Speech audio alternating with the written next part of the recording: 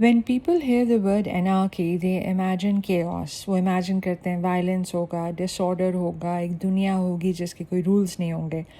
But in international relations, anarchy means something very different.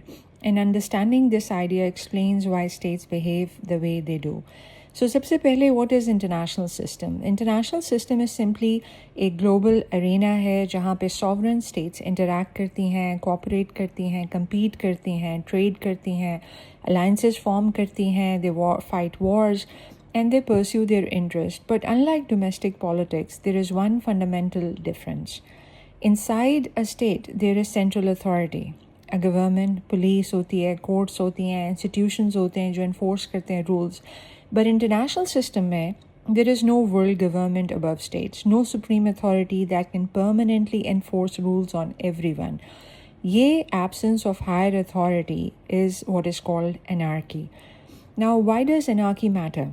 Because under anarchy, states cannot fully rely on others for survival. So they prioritize apni security, apni military capability, self-help system, strategic autonomy, and worst-case planning, not because leaders always want conflict, but because the system forces these states to prepare for uncertainty.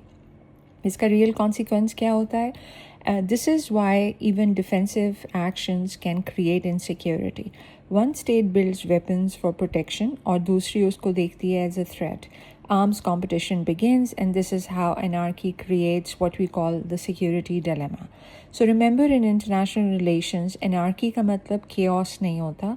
It means there is no authority above states, and when survival depends on self-help, competition system का part बन जाता है, and that is the logic which shapes our world politics.